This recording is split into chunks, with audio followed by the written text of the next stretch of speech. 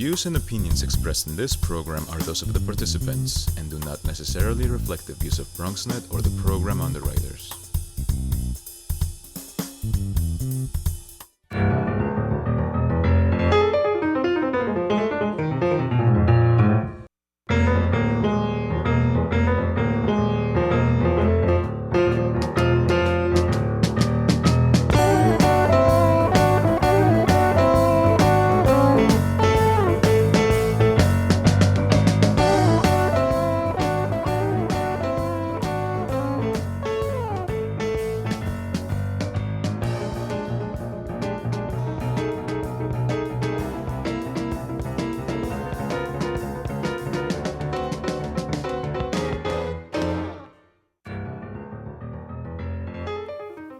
Good evening and welcome to BronxTalk. In the fall, it was announced that a $4 million grant was being awarded to an Albert Einstein College of Medicine nutrition scientist to study Alzheimer's. The Center for Disease Control estimates that this troubling, puzzling, and debilitating condition will be affecting 14 million people over the next quarter century with a support and care price tag of more than $250 billion. That's with a T, trillion. Tonight, we'll try to get our arms around the prospects for understanding more about causes and even cures for Alzheimer's. We'll also talk about how to care for people with Alzheimer's and how care is currently delivered here in the Bronx. Please join me in welcoming the doctor who will be studying Bronxites in her Alzheimer's research from the AECOM, Albert Einstein College of Medicine. It is Dr. Yasmin Mossavar-Rahmani. Doctor, thank you for joining us. Oh, it's a pleasure to be here. Great. And also the Life Guidance Director at the Atria in Riverdale. It is Frankie Diaz. Nice to have you with us. And I have to do full disclosure right at the top. My mom is at the Atria in Riverdale. So I'm going to be especially nice to Mr. Diaz because he takes care of Mom. But it is nice to have you with us. It's great to be here. Great. Dr. Mossavar-Rahmani, let's start with you. When I was younger, I guess when we were all younger, we used to say somebody was senile, and then, they were kind of losing their mind, and then they would forget things, and say, well, he or she is just senile. Then all of a sudden, that senility got some definition, and it became Alzheimer's, and now it's a disease. Maybe you could just historically talk about the history of the disease and how we went from just thinking it was just, well, that's what happens to people who get older, to something that really is a little more definable than it used to be. This is a long history. It started. We only have a half hour in the show. So I'm just going to shorten it. There was a person called Mr. Alzheimer's who was one of the first to define Alzheimer's disease.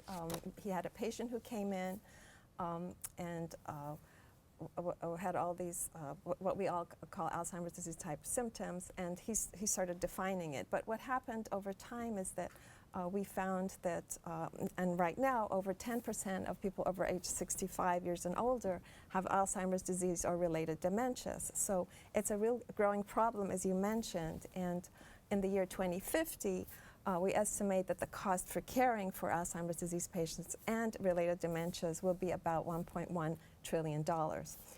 So we are trying to figure out the best way to try to reduce this cost. There are many different tools, and one of the tools that I am involved in, which possibly could reduce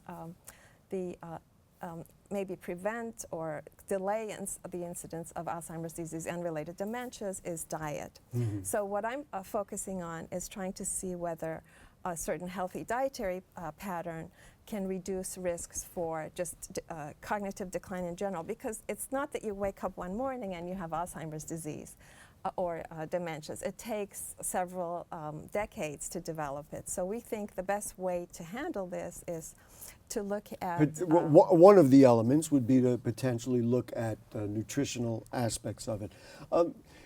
I just want to retract just a little bit to what I was suggesting. People get old and listen, their muscles are not the same, their physical abilities are not the same, and then their mental capacity is not the same. How do you define that 10% that is frankly not just getting older, but now really has a condition that needs to be dealt with that is called Alzheimer's? As opposed to, again, just somebody who frankly, is starting to forget and just not as aware as they used to be. Right, right. There's a criteria. It's whether the person can live on his own, can do independent living activities. There's a whole criteria that the practitioner would go through to determine whether you have Alzheimer's. But really, the ultimate diagnosis is at the autopsy, where you'll see tangles and plaques in the brain. So what happens is that over time, the brain is unable to clear out the tangles and plaques and the bacteria that is getting into the brain. In fact, the brain of Alzheimer's patients tend to be high in bacteria. So we think there are bacteria origins associated with dementia. So that's why we think that a diet that has antimicrobial compounds such as garlic could deal with it. Well, right, we'll get to some of those details. The key word to me with what I just heard was the word autopsy, because that, of course, would be after the fact. Yes. And what we're trying to do is deal with it on the head end. Mr. Diaz, let's just talk with you. And I've got these beautiful pamphlets about the Atria. I'm not shy about saying what it's about. This is the Life Guidance floor. I guess from a less technical point of view, because you've got to deal with people who have this or other conditions, mental conditions, other frailties. What kind of a challenge is that? I'm going to tell you, you guys do an amazing job, because every person who are your clients and in that place has some serious frailty. What challenge does Alzheimer's provide for you and the staff at the Atria? It is definitely a challenge. We get to know, I think the key thing is to get to know every resident as an individual. And one of the key things we do upon admission when we get our residents, we ask our families to fill out a comprehensive survey. It's called the Life Story. It tells us all about them, history, what they did for a living, what their interests are. If they're having a bad day, what can we do to help them? And our staff are trained to read that, get to know them. Well, among the things that I'm impressed with, frankly, since I'm very familiar with the facility, everybody has to be on the same page. So if you read it and another director reads it, well, that's all well and good, and you should know how to manage it. But the people who care for the various patients, do you call them patients or clients? Residents. Residents. This is their home. I was 0 for 2 on And that. their apartments. That's right. So everybody has to know, because if that condition or something comes up and there's somebody who works at a different level, they're going to have to deal with that too. I'm guessing there's an immense amount of coordination that goes along with it, and then along with that you need to understand the incidence of Alzheimer's or other dementia. So talk to me just about coordinating that immense effort. Oh, absolutely. Those life stories, they're not kept in my office. They're actually put out in a book for the staff to have accessible 24/7. So when they have downtime, they're told to read those books. And when we get inspected, which is actually really cool, that inspector might come up to you and say, hey, can you tell me about John? Tell me a little bit about him. And they may come up to a nutritionist, for example, Yeah. and ask that. And you expect them to know the Yeah, answer staff to on the that. floor, they should know about the residents, and we communicate very well. The staff, when I come on and I'm on the floor, they let me know what's going on, any new behaviors, any new challenges, so that we're all on the same page. We have to be connected. And now that hopefully the science is changing and improving, I'm assuming, and then we're going to get back to Dr. Mossavar-Rahmani about that, you need to know, wow, there may be a new way of looking at this or dealing with it. I'm assuming you keep up to date. That's why I brought them together.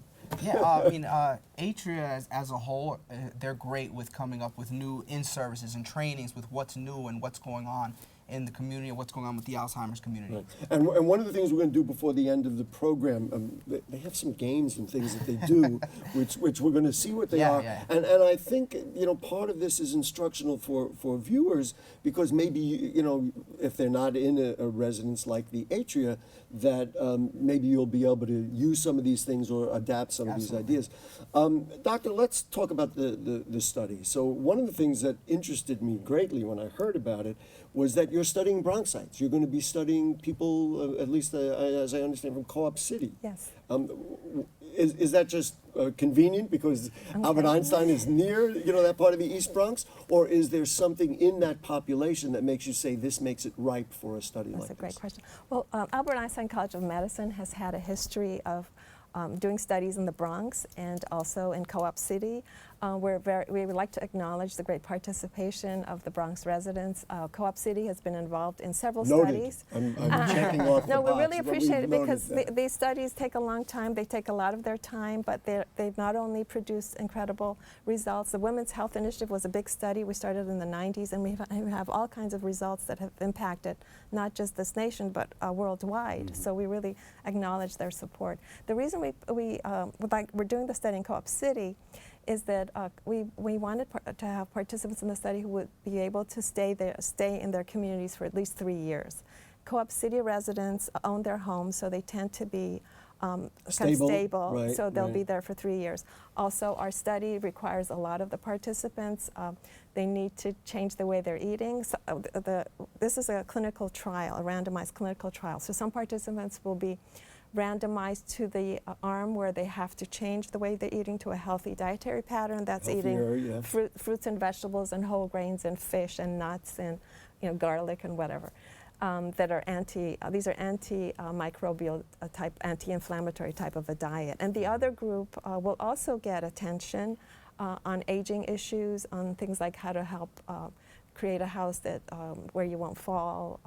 It's kind of safety issues as well as food budgeting issues. So we'll give attention to both groups, and then we'll compare the two groups. After a And period of 3 after- years. Yes, that's Wow. right. It was about about that period of time, and then see if the group that made the changes is doing better on our cognitive test. And the cognitive test will be on smartphones, so it's real-time cognitive tests. Wow. that- I guess you're looking for older people to be involved. Well, what we're doing is actually looking at the middle age, Oh. 40 to 65 years, because as I mentioned earlier, it's not that you wake up one day and have Alzheimer's. It takes years to So develop. it might even show itself as early as that. As early as, so it might start when you're age 40. So by looking at cognitive decline over a period period of time, we wanted to see if the decline is a trend, or whether it's because one day you were distracted, so you didn't do well on the cognitive test. So we'll be looking at your cognitive decline over time. Many times when studies are conducted, there is a certain expectation, like, let's just kind of prove what we actually think. Is this one of those cases that you're saying, look, good nutrition improves just about everything, anything and everything in a person? Do we somewhat expect that if we do that, it will retard the onslaught of Alzheimer's? Or do you don't know, maybe it'll just have no effect? You're much more scientific than me. We're a randomized clinical trial. We don't really know. We're just testing this out. There's evidence here and there in animal if you feed rats a high sugar diet or a high fat, a high lard diet, they do worse on their memory tests. When we looked at brains of, this is in Australia, they looked at 200 people, brains of 60 to 64-year-olds. The part of the brain called the hippocampus, which is very important, it's the seahorse in Greek, that's the part where short-term memories become long-term memories. And that part of the brain was smaller in the group that had a sort of a Western high-processed diet, and the volume was larger in the group that had a healthier diet. So there's evidence here and there. We don't really know if this has anything to do really with diet, but we think it might. So that's why we need to test it, because it hasn't been really tested well before. I guess it is somewhat reassuring to know that there was some science behind what the inertia to get this thing going. Here is just a very difficult question. In terms of, people, I guess I would want to be one of the people eating the healthier diet. Is it difficult to find people? And we have an email if you'd like to participate and be part of this. You'll be saving humanity, frankly. So we'll put the email up if anybody wants to participate. But what about the selection of people for each side? Okay, yeah, that's a really good question. We appreciate participants participating. We realize that participants may want the diet where they need to make changes, but because it's a study, we can't, you're randomly assigned to one or the other. Even in the other part of the study, the control, you will get interesting sessions and information that might be helpful to you. Right. So we we'll hope see, that, yeah. and so the email is healthydiet326 because we're looking for 326 participants at Do you gmail.com. have any already We're assigned? we're starting to recruit in May. Okay. So- But if they send emails now, and that's why we had put that on the screen. That's All right, great. Mr. Diaz, let's talk about what you do with Alzheimer's patients. You're also not flying, it's kind of at random. You have kind of a couple of processes. Let's talk. I guess there's this app. Tell me about that. We got some pictures we're going to show, and then maybe we'll play the game a little bit here too. Sure, I'll jump in with the app. This is called Atria Storywise. So every year Atria comes up with a gift to give to our residents. This year, this was the gift, Atria Storywise. It's an amazing game. I actually took it home for the holiday season and played it with my family. Wait, let's put some of those photographs that we have up on the screen. Go ahead. The goal of it is there are 150 cards, and as well as the app with different kinds of topics that you can choose from. You pick a card, and it prompts you to tell a story, to share a memory about yourself. And this comes, I just have to go because we're showing the technology. This comes off an app on a phone? So you have two options. You have the game, The which box is that the we box have which we here, have, yeah. and you also have the app. And with the app, you can record the stories and share them. Okay, now you're not expecting the Alzheimer's patient to do that. That would be for caregivers. That would be for caregivers or for us to do, as well as our families. So anybody, for example, me or anybody who's related to somebody who's at the Atria can actually use it. Yes, absolutely. So here is the box. There may be a photograph of it up there as well. What is in here? Should I pull one out and Pull one out. we're gonna play? We're gonna play a little Let's game. see what happens. Yeah. Let's see what happens. Okay, so you pull it out, and there's a picture. I don't know if I can show it on the back. Okay, but on the other side, it says, "Share a story. Your favorite comfort food someone else made just for you." So I guess you sit around a table. Describe how it works. Exactly. So we'll sit around the table, and 5, 6, 8. 5, 6, however would like to join, Right. and Hopefully, mom is there. hopefully, yeah, she will, and we prompt the story. So it's up to us, the staff, to kind of make it a little bit more, break it down, and say, what was your favorite food that someone made for you? What was best? And she might share that story and say, well, when I was younger, why don't you tell us? What was Are you asking me? I'm to tell? asking you to tell me. My favorite food. My mom, since we're talking about mom, used to make this unbelievable coffee cake. That she would make for for Rosh Hashanah at the beginning of the Jewish New Year, and she would make, I can't even tell you how many, because every relative would walk out with this coffee cake that to this day I can taste. So now we'll take it and I'll say, does anyone else like coffee cake?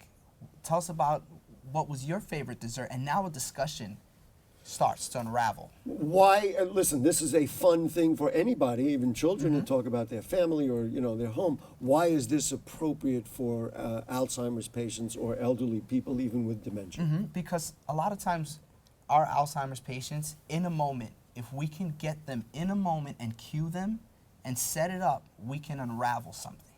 It just takes us a little spark.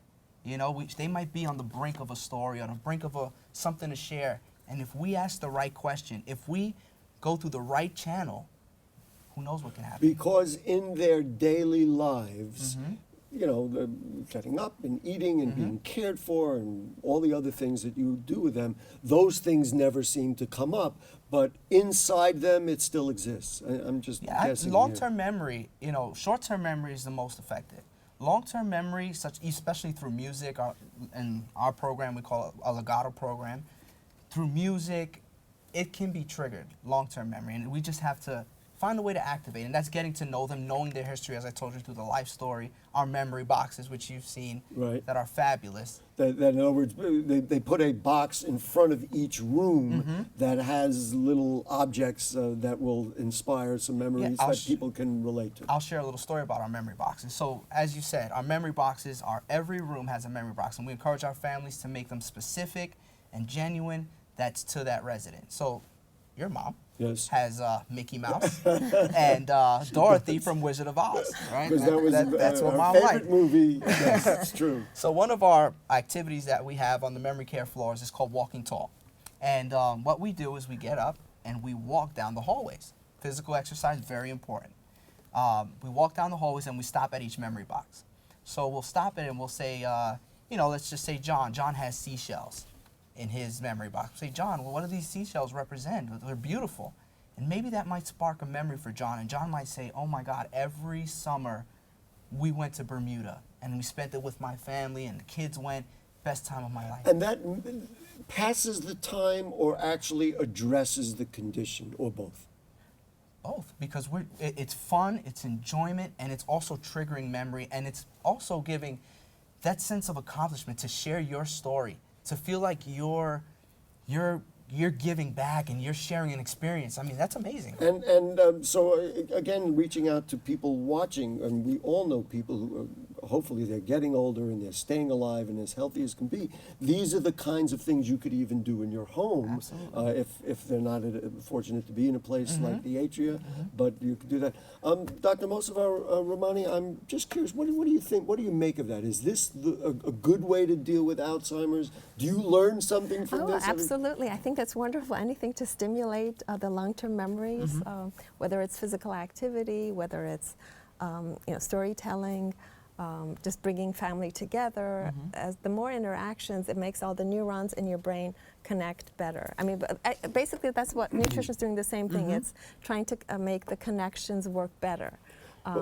In your brain, particularly in that area of the brain, the hippocampus, the seahorse, where the short-term memories become long-term. That's like the key area of the brain that we want to sort of stimulate. Another horrible question from me, why haven't we kind of done this before? I mean, this seems to, as I said, when we were younger, we had people who were, we called them senile and were forgetting. But it's taken humanity, America, whatever you want to call it, a long time to get to this point where we're having scientific studies, where we have gains like this. Why is this last on our list?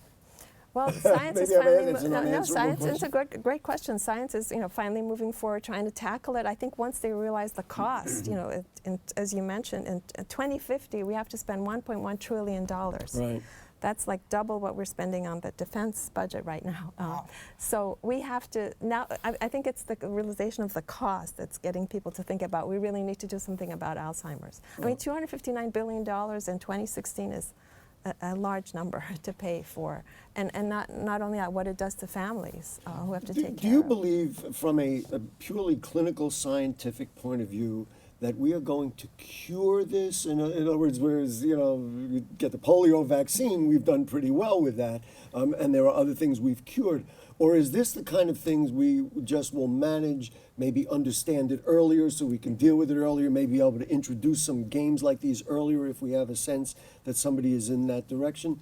Or is this one of those things that, well, you know what, if you eat celery, all of a sudden, now you're not going to get Alzheimer's? I think we just need more and more research. I mean, it's not just food, but look at the microbiome, to look at what's happening in the gut, all the bacteria in the gut, whether they're helpful. I mean, it's looking at the cellular level, even smaller levels of components of food. It'll just take more research and effort to solve this. And I think science is moving forward rapidly. I'm going to ask Frankie a version of this question as well. Do you think there will be a reversal ultimately, so that if you say, goodness gracious, this person is forgetting, do you think we can ultimately figure out, if it's nutrition or physical or whatever it is, that we can ultimately reverse it? No, great question. Right now we think in the early stages we can reverse. There's a stage called mild cognitive impairment, which is before it advances and becomes Alzheimer's and other dementias, where it's possible to reverse. So in the early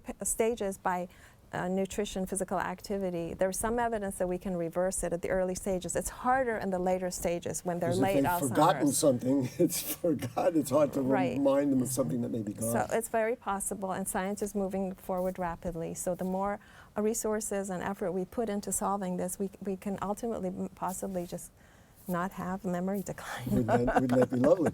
And so the version of that question for you, Mr. Diaz, is, do you see changes as a result of doing these kinds of activities?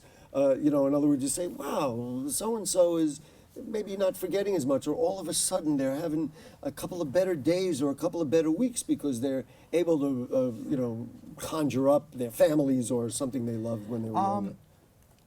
We definitely see change in moments, in spurts. And it's something great that we like to do. We like to see what works, because every resident is different. What works for one may not work for another. We'll give you an example of one of our residents that is on the lower side, and you might see him and say, well, how will he engage? But when we get that music going and we have the instruments playing, music is amazing. oh, I music know is from my own amazing, mind. and you It's see its him, own language. oh, yeah. you see him grab that shaker, and he's going and he's clapping his hands, and you're like, wow, how do you do it? Like, you wouldn't expect it, but it's just the power of engagement and activity, and it goes a long way. I asked the doctor about what she thought about what you do, so I'm going to ask you, what do you think about this study, and what are there implications, I guess, that you would be most interested in, right? And I know the food, frankly, that I've seen at the Atria is you serve healthy food, you try to keep it as natural as possible. Yes, absolutely. But what can you learn from what you've heard? I think it's amazing. I think it's different. I think it's something new to the game of like you said, everyone says eat healthy, eat well, but it's about more than that. Actually looking into what the cause is, what's the root cause of what we're eating and what the effects that it has on us. So, I mean, it's interesting to see what's going to come. When we greeted this evening, I was really pleased because they hadn't known each other beforehand, but this is two people who are treating, in a way, the same thing, and now we, frankly, have put them together on our show. Let's just talk briefly about the Atria, the Life Guidance Floor.